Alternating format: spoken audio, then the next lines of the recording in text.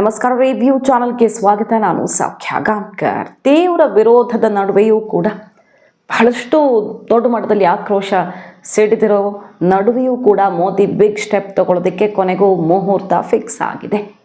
ಇತ್ತೀಚೆಗಷ್ಟೇ ಕೆಲವು ಸಂದರ್ಶನಗಳಲ್ಲಿ ಹೇಳಿದರು, ನಿಮ್ಮ ರಿಸ್ಕ್ ಟೇಕಿಂಗ್ ಹೇಗೆ, ಹಲವಾರು ರಿಸ್ಕ್ಗಳನ್ನು ತಗೊಳ್ತೀರಿ, ರಕ್ತ ಹರಿಯುತ್ತೆ ಅಂತ ಸವಾಲು ಹಾಕಿದ್ರೂ ಕೂಡ ರಿಸ್ಕ್ ತಗೊಳ್ತೀರಿ ಹೇಗೆ ಅಂತ ಕೇಳಿದ್ರೆ ಅದಕ್ಕೆ ಉತ್ತರ ಮೋದಿ ಕೊಟ್ಟಿದ್ದು, ನಾನು ನನ್ನ ಏಜಿಗೆ ಇನ್ನೂ ಕರೆಕ್ಟಾಗಿ ರಿಸ್ಕ್ ತೊಗೊಂಡಿಲ್ಲ ಅಂತ ಅಂದ್ಕೊಳ್ತೀನಿ, ಇನ್ನು ದೊಡ್ಡ ರಿಸ್ಕನ್ನು ತೊಗೊಳ್ತಿದೆ ಅನ್ನುವ ಉತ್ತರವನ್ನು ಕೊಟ್ಟು ಕುತೂಹಲಕ್ಕೆ ಕಾರಣ ಆಗಿತ್ತು. ಮೋದಿ ಸರ್ಕಾರ ಯಾರೂ ಊಹೆ ಮಾಡಿದಂಥ ಹೆಜ್ಜೆಗಳನ್ನು ಇರಿಸೋದಿದೆಯಾ ಅಂತ. ಈಗ ಸದ್ಯ ವಕ್ಫ್ ಬಿಲ್ ಅಮೆಂಡ್ಮೆಂಟ್ ಮಾಡೋದಕ್ಕೇನು ಹೊರಟಿದೆ, ದೊಡ್ಡ ಮಟ್ಟದಲ್ಲಿ ಬದಲಾವಣೆ.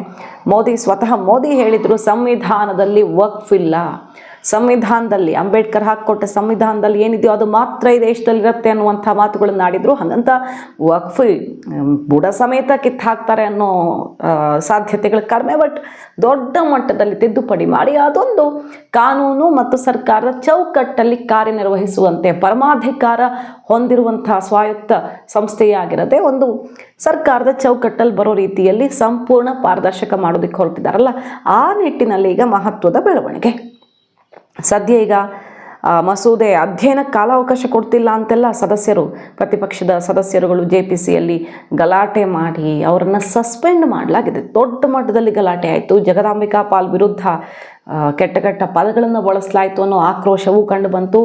ಒಂದು ದಿನದ ಕಾಲಕ್ಕೆ ಅವರನ್ನು ಸಾಂಕೇತಿಕವಾಗಿ ಸಸ್ಪೆಂಡ್ ಮಾಡಿದ್ದು, 10ಕ್ಕೂ ಹೆಚ್ಚು ಸಂಸದರನ್ನು, ಇಂಥದ್ದೆಲ್ಲ ನಡೆದಿದೆ. ಇದರ ನಡುವೆ ಈಗ ಅಂತಿಮ ವಕ್ಫ್ ಕರಡು ಸಿದ್ಧವಾಗಿದೆ ಅನ್ನೋದು ಇಂಟ್ರೆಸ್ಟಿಂಗ್. 500 ಪುಟಗಳ ಒಬ್ಬೊಬ್ಬರ ಅಭಿಪ್ರಾಯವನ್ನು ಕೂಡ ಒಂದೊಂದು ಸಾಲನ್ನೂ ಕೂಡ ಕೇಳಿದ್ದೀನಿ ಅಂತ ಈಗ ಜಗದಾಂಬಿಕಾ ಪಾಲ್ ಅವರು ಹೇಳ್ತಿರೋದು. ಈ ಬಿಲ್ ಮಾಡೇ ಮಾಡ್ತೀವಿ, ನಾವು ಕಾಯ್ದೆಯನ್ನು ತಂದೇ ತರ್ತೀವಿ ಅಂತ ಮೋದಿ, ಅಮಿತ್ ಶಾ ಮಹಾರಾಷ್ಟ್ರ ಎಲೆಕ್ಷನ್ ಟೈಮಲ್ಲೆಲ್ಲ ಹೇಳಿದರು. 1 ಇಂಚು ಜಾಗವೂ ಕೂಡ ಅನ್ಯಾಯ ಆಗಬಾರ್ದು. ರೈತರು ಅಥವಾ ಹಿಂದೂಗಳ ದೇವಸ್ಥಾನ, ಮಠಗಳು, ಮಂದಿರಗಳು, ಇದೆಲ್ಲ ಆಕ್ರೋಶ ಇದ್ದಿತ್ತಲ್ಲ, ಎಲ್ರಿಗೂ ನ್ಯಾಯ ಸಿಗುತ್ತೆ. ಮತ್ತು ಡಾಕ್ಯುಮೆಂಟ್ಸ್ ಇಲ್ಲದಂತಹ ಯಾವುದೇ ಆಸ್ತಿ ಕೂಡ ಅವರ ಬಳಿ ಉಳ್ಕೊಳ್ಳಲ್ಲ ಅನ್ನುವಂಥ ಮಾತನ್ನು BJP ನಾಯಕರು ಹೇಳ್ತಿದ್ದಾರೆ. ಡಾಕ್ಯುಮೆಂಟ್ಸ್ ಯಾವುದಕ್ಕಿಲ್ಲೋ ಅದನ್ನು ಸರ್ಕಾರ ವಶಕ್ಕೆ ತಗೊಳುತ್ತೆ ಅಂತ ಈಗಾಗಲೇ OICನೇ ಹೇಳಿದ್ರಲ್ಲ. ಹಾಗೆ ನೋಡೋದಕ್ಕೆ ಹೋದರೆ ಬರೀ UPಯಲ್ಲೇ, ಉತ್ತರ ಪ್ರದೇಶ ಒಂದರಲ್ಲೇ ಸಾವಿರ ಗಟ್ಟಲೆ ಎಕರೆ ಡಾಕ್ಯುಮೆಂಟ್ಸ್ ಇಲ್ಲ. ಅದನ್ನೆಲ್ಲ ಹಾಗಾದರೆ ಮುಸಲ್ಮಾನರ ಹೆಸರಲ್ಲಿರೋದು ಅಥವಾ ಧಾರ್ಮಿಕ ಸಂಸ್ಥೆಗಳ ಹೆಸರಲ್ಲಿರೋದು, ಮಸೀದಿ, ನಮ್ಮ ಧರ್ಮದ ಆಧಾರವಾಗಿರುವಂಥ ಜಾಗಗಳನ್ನು ಇವರು ವಶಪಡಿಸ್ಕೊಂಡು ಬಿಟ್ರೆ ಹೇಗೆ ಅನ್ನುವಂಥ ಆಕ್ರೋಶದ ಮಾತುಗಳನ್ನು ಆಡಿದರು. ಅದಾಗೋದು ಪಕ್ಕ. ನ್ಯಾಯಯುತವಾಗಿ ಏನಿದೆಯೋ ಅದಷ್ಟು ಉಳ್ಕೊಳ್ಳುತ್ತೆ, ಯಾವುದಕ್ಕಿಲ್ವೋ ಡಾಕ್ಯುಮೆಂಟ್ಸು ಅದಷ್ಟು ಸರ್ಕಾರ ಮುಟ್ಗೋಲು ಹಾಕ್ಕೊಳ್ಳುತ್ತೆ ಅನ್ನುವಂಥ ಮಾತುಗಳನ್ನೆಲ್ಲ BJP ನಾಯಕರು ರಾಜಕೀಯ ಜಟಾಪಟಿಯಲ್ಲಿ ಆಡ್ತಿದ್ದಾರೆ. ಆದರೆ ಈಗ ಅದೆಲ್ಲ ನಡೆಯುವಂಥ ಸಮಯ ಬಂದೇ ಬಿಟ್ಟಿದೆಯಾ ನೋಡಿ. 500 ಪುಟಗಳ ರಿಪೋರ್ಟ್ ಈಗ ಬಜೆಟ್ ಸೆಷನಲ್ಲಿ ಸಬ್ಮಿಟ್ ಆಗಲಿಕ್ಕಿದೆ. ಇದನ್ನು ಇನ್ನೂ ಎಕ್ಸ್ಟೆಂಡ್ ಮಾಡಬೇಕು JPCಯನ್ನು ಅಂತ ತೀವ್ರ ಆಕ್ರೋಶ ವ್ಯಕ್ತಪಡಿಸ್ತಿದ್ದಾರೆ. ಆದರೆ ಜಗದಾಂಬಿಕಾ ಪಾಲ್ ಅವರು ಹೇಳ್ತಿರೋದು, ಹೊರಗಡೆ ಮಾತು ಏನೇ ಆಡ್ತಿರಬಹುದು, ಬಟ್ ಮಾತಿಗೆ ಕೂತಾಗ ಎಲ್ರಿಗೂ ಅದು ಅರ್ಥ ಆಗಿದೆ. ಎಲ್ಲರೂ ಕೂಡ ನಾವೇನು ಸೈಂಟಿಫಿಕಲಿ ಏನು ಮಾಡೋದಕ್ಕೆ ಹೊರಟಿದ್ದೀವೋ ಅದು ಸರಿ ಇದೆ ಅನ್ನೋದನ್ನು ಅರ್ಥ ಮಾಡ್ಕೊಂಡಿದ್ದಾರೆ. ಆದರೂ ವಿರೋಧಕ್ಕಾಗಿ ವಿರೋಧಿಸ್ತಿದ್ದಾರೆ. ಅದೇನು ಮಾಡೋದಕ್ಕಾಗಲ್ಲ. ಒಬ್ಬೊಬ್ಬರ ಅಭಿಪ್ರಾಯ, ದೇಶದ ವಿವಿಧ ಮೂಲೆಗಳಿಂದ ಎಲ್ಲರ ಅಭಿಪ್ರಾಯ ಒಂದೊಂದು ಸಾಲನ್ನು ಇಲ್ಲಿ ದಾಖಲಿಸಿ ಕರಡನ್ನು ಸಿದ್ಧ ಮಾಡಲಾಗಿದೆ. 500 ಪುಟಗಳ ರಿಪೋರ್ಟ್ ಈಗ ಬಜೆಟ್ ಸೆಷನ್ಗೆ ಹೋಗುತ್ತೆ. 34 ಮೀಟಿಂಗ್ಗಳು ಇದುವರೆಗೆ ಆಗಿರೋದು.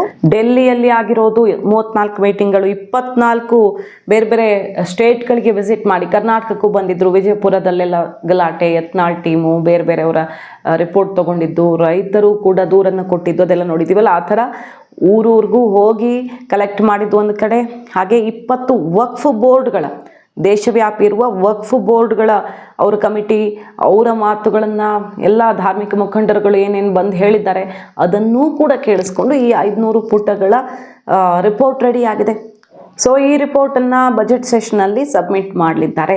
ಯಾರೆಷ್ಟೇ ವಿರೋಧಿಸಿದ್ರು ಕೂಡ ಕಾನೂನು ಈ ನೆಲದ ಕಾನೂನು ಎಲ್ರಿಗೂ ಒಂದೇ, ಅದನ್ನು ತಂದೇ ತರ್ತೀವಿ ಅಂತ ಮೋದಿ ಹೇಳಿದ್ರು. ಈಗ ಕರಡು ಶಾಸನ ರೆಡಿಯಾಗಿದೆ. ಪ್ರತಿಪಕ್ಷ ಸದಸ್ಯರು ಕರಡು ಶಾಸನಕ್ಕೆ ಪ್ರಸ್ತಾಪಿಸಲಾದ ಬದಲಾವಣೆಗಳನ್ನು ಅಧ್ಯಯನ ಮಾಡೋದಕ್ಕೆ ಇನ್ನೂ ಸಮಯ ಬೇಕು, ಸಮಯ ಕೊಡ್ತಾನೆ ಇಲ್ಲ ನಮಗೆ ಅಂತ ಆಕ್ರೋಶ ವ್ಯಕ್ತಪಡಿಸ್ತಿದ್ದಾರೆ. ಬಹುತೇಕ ಅದು ಚಳಿಗಾಲದ ಅಧಿವೇಶನದಲ್ಲಿಯೇ ಟೇಬಲ್ ಆಗುತ್ತೆ ಅನ್ನೋ ಥರ ಇತ್ತು. ಕೊನೆಗೆ ಜಾಯಿಂಟ್ ಪಾರ್ಲಿಮೆಂಟರಿ ಕಮಿಟಿ ಅವಧಿಯನ್ನು ವಿಸ್ತರಿಸಿದ್ರು. ಈಗ ಬಜೆಟ್ ಸೆಷನ್ನಲ್ಲಿ ರಿಪೋರ್ಟ್ ರೆಡಿ ಆಗಿದೆ, ಕೊಡ್ತೀವಿ, ಇನ್ನೇನು ಉಳ್ಕೊಂಡಿಲ್ಲ, ಎಲ್ಲರ ಮಾತನ್ನು ಕೇಳಿದ್ದಾಗಿದೆ ಅಂತ ಜಗದಾಂಬಿಕಾ ಪಾಲ್ ಹೇಳ್ತಾ ಇರೋದು. ದೆಹಲಿ ಚುನಾವಣೆಯನ್ನು ಗಮನದಲ್ಲಿ ಇಟ್ಟುಕೊಂಡು ವಕ್ಫ್ ತಿದ್ದುಪಡಿ ಮಸೂದೆಯನ್ನು ತ್ವರಿತಗತಿಯಾಗಿ ಅಂಗೀಕರಿಸೋದಕ್ಕೆ ಬಿಜೆಪಿ ಪ್ರಯತ್ನ ಪಡ್ತಿದೆ ಅಂತ ಈಗ ಪ್ರತಿಪಕ್ಷಗಳು ಮುಗಿಬೀಳ್ತಿರೋದು. ಡೆಲ್ಲಿ ಎಲೆಕ್ಷನ್ ಗೆಲ್ಲೋದಕ್ಕೆ ಮತಗಳ ಕ್ರೋಢೀಕರಣಕ್ಕೆ, ಧ್ರುವೀಕರಣಕ್ಕೋಸ್ಕರ ಆದಷ್ಟು ಬೇಗ, ಡೆಲ್ಲಿ ಎಲೆಕ್ಷನ್ ಅಂದರೆ ಬಂದೇ ಬಿಡ್ತು, ಫೆಬ್ರವರಿ 5ಕ್ಕೆ ಬಂದೇ ಬಿಡ್ತು, ಫೆಬ್ರವರಿ 1ಗೆ ಬಜೆಟ್ ಇದೆ. ಸೊ ಇವ್ರು ಹೇಳ್ತಿರೋದೇನು ಪ್ರತಿಪಕ್ಷಗಳು, BJP ಯಾರು ಊಹೆ ಮಾಡಿದ ರೀತಿಯಲ್ಲಿ ರಾತ್ರೋರಾತ್ರಿ ಇದನ್ನೆಲ್ಲ ರೆಡಿ ಮಾಡಿಕೊಂಡು ಆದಷ್ಟು ಬೇಗ ಎಲೆಕ್ಷನ್ ಟೈಮ್ಗೆ ಸರಿಯಾಗಿ ಇದನ್ನು ತರೋದಕ್ಕೆ ಹೊರಟಿದೆ. ಈ ಹಿನ್ನೆಲೆಯಲ್ಲಿ ಸಭೆಯಲ್ಲಿ ಸಿಕ್ಕಾಪಟ್ಟೆ ಗಲಾಟೆ ಆಗಿದೆ. ಇದನ್ನು ಮಾಡ್ತೀವಿ ಅಂತ ಈಗಲೇ ಮಾಡೋಕೆ ಹೊರಟಿದ್ದಾರೆ, ಡೆಲ್ಲಿ ಎಲೆಕ್ಷನ್ ಟಾರ್ಗೆಟ್ ಹಾಕ್ಕೊಂಡು ಅಂತ ಆರೋಪ ಮಾಡ್ತಿರೋದು. ಬಟ್ ಬಜೆಟ್ ಸೆಷನ್ನಲ್ಲಂತೂ ಇದನ್ನು ರಿಪೋರ್ಟ್ ಸಬ್ಮಿಟ್ ಮಾಡ್ತಾರೆ. ಆದರೆ ಕಾಯ್ದೆಯನ್ನೇ ಅಷ್ಟು ಬೇಗ ಮಾಡಿಬಿಡೋದಕ್ಕಾಗತ್ತಾ? ಮೋದಿ ಸರ್ಕಾರ ನಿಜಕ್ಕೂ ಪ್ರತಿಪಕ್ಷಗಳು ಊಹಿಸಿದಂಥ ಒಂದು ಶಾಕ್ ಕೊಡಲಿದೆಯಾ ಗೊತ್ತಿಲ್ಲ. ಸಿಕ್ಕಾಪಟ್ಟೆ ವಿರೋಧ ಇದೆ. ಇಡೀ ದೇಶದಲ್ಲಿ ಸಿಡಿದು ಹೇಳ್ತಾರೆ ಅನ್ನುವಂಥ ಎಚ್ಚರಿಕೆಯನ್ನು ಕೊಡಲಾಗಿದೆ. ಹಲವು ಸರ್ಕಾರಗಳೇ ಶೇಕ್ ಆಗಬಹುದು ಅಂತ ಚಂದ್ರಬಾಬು ನಾಯ್ಡು, ನಿತೀಶ್ ಕುಮಾರ್ ಅವರಿಗೆಲ್ಲ ಅಲ್ಲಿನ ಧಾರ್ಮಿಕ ಮುಖಂಡರುಗಳು, ಮುಸಲ್ಮಾನ ಮುಖಂಡರುಗಳು ಎಚ್ಚರಿಕೆ ಕೊಟ್ಟಿದ್ದಾರೆ. ಲಕ್ಷ ಜನರನ್ನ ಇಟ್ಕೊಂಡು ಶಕ್ತಿ ಪ್ರದರ್ಶನ ಮಾಡ್ತೀವಿ ಅನ್ನುವಂಥ ಎಚ್ಚರಿಕೆ ಆಗಿದೆ.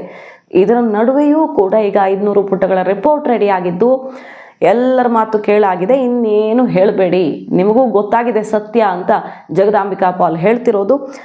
ಮತ್ತೆ ಸಭೆ ಸೇರಿದ ಬಳಿಕ ಎಲ್ಲ ತಿದ್ದುಪಡಿಗಳ ಕಲಂ ಮರುಪರಿಶೀಲನೆ ಎಲ್ಲ ಆಗಿದೆ. 27ನೇ ತಾರೀಕು, ಜನವರಿ 27ನೇ ತಾರೀಕು ನಿಗದಿಯಾಗಿದ್ದಂಥ ಸಭೆಯನ್ನು 30ನೇ ತಾರೀಕು ಅಥವಾ 31ಕ್ಕೆ ಮುಂದೂಡಬೇಕು ಅಂತ ಒತ್ತಾಯ ಆಯಿತು. ಬಟ್ ಈಗ ಪದೇ ಎಲ್ಲವನ್ನೂ ಮುಂದಕ್ಕೆ ಹಾಕೋದಕ್ಕಾಗಲ್ಲ ಅಂತ ಜಾಯಿಂಟ್ ಪಾರ್ಲಿಮೆಂಟರಿ ಕಮಿಟಿ ಚೀಫ್ ಅಧ್ಯಕ್ಷ ಜಗದಾಂಬಿಕಾ ಪಾಲ್ ಅವರು ಈ ವಿಚಾರದಲ್ಲಿ ಆನ್ಸರ್ ಮಾಡಿದ್ದಾರೆ. ಅವರ ವಿರುದ್ಧ ವೈಯಕ್ತಿಕವಾಗಿ ಟಾರ್ಗೆಟ್ ಮಾಡಿ ಬಾಯಿಗೆ ಬಂದಂಗೆ ಮಾತಾಡಿದ್ದು ಕೂಡ ನಡೆದು ತೀವ್ರ ಜಟಾಪಟಿ ವೈಯಕ್ತಿಕ ಹಂತಕ್ಕೆ ಹೋಗಿ ಗಲಾಟೆಗಳೆಲ್ಲ ಆಗಿವೆ. ಸಸ್ಪೆಂಡ್ ಮಾಡಿ ನಮ್ಮ ಹೆಜ್ಜೆಯನ್ನು ನಾವು ಮುಂದಿಡ್ತೀವಿ ಅಂತ ಈಗ JPC ನಿರ್ಧಾರವನ್ನು ತಗೊಂಡಂಗೆ ಕಾಣಿಸ್ತಾ ಇದ್ದು. ಕಿರಣ್ ರಿಜಿಜು ಅವರು ಇದನ್ನು ಮಂಡಿಸಿದ ಬಳಿಕ JPC ಕೊಡಲಾಗಿತ್ತು ತೀವ್ರ ಜಟಾಪಟಿಯಾಗಿ. ಇಷ್ಟು ದಿನಗಳ ಕಾಲ ಅಂದರೆ ಅಕ್ಟೋಬರ್ 8ರಿಂದ ಇಲ್ಲಿ ತನಕ ಅಧ್ಯಯನ ವಿವಿಧ ಕಡೆಗಳಿಂದ ಮಾಡಿದ್ದಾಗಿದೆ. ರಿಪೋರ್ಟ್ 500 ಪುಟಗಳ ರಿಪೋರ್ಟ್ ರೆಡಿ ಆಗಿದೆ. ಸೊ ಮೋದಿ ಅತಿ ದೊಡ್ಡ ಹೆಜ್ಜೆಯನ್ನು ಇಡೋದಕ್ಕೆ ಮುಹೂರ್ತ ಫಿಕ್ಸ್ ಆಗಿದೆ ಅನ್ನೋದರ ದಟ್ಟ ಸುಳಿವು.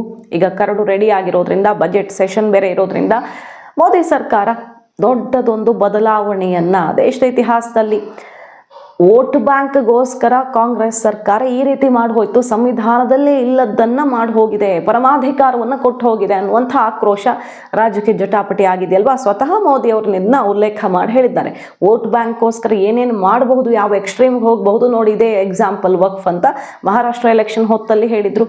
ಸೊ ಈ ಕರಾಳ ಶಾಸನವನ್ನು ನಾವು ಸರಿ ಮಾಡ್ತೀವಿ ಅಂತ ಮೋದಿ ಸರ್ಕಾರ ಓಪನ್ ಚಾಲೆಂಜ್ ಹಾಕಿತ್ತು. ಈಗ ಅದಕ್ಕೆ ಸಮಯ ಒದಗಿ ಬಂದಂತೆ ಕಾಣಿಸ್ತಾ ಇದೆ. ಮಾಹಿತಿ ನಿಮ್ಗೆ ಇಷ್ಟ ಆಗಿದ್ರೆ ಮಿಸ್ ಮಾಡಿದ್ರೆ ನಮ್ಮ ಚಾನಲ್ನ ಸಬ್ಸ್ಕ್ರೈಬ್ ಮಾಡಿ, ನಿಮ್ಮ ಅಭಿಪ್ರಾಯ ಕಮೆಂಟ್ ಮಾಡಿ ತಿಳಿಸಿ. Thank you.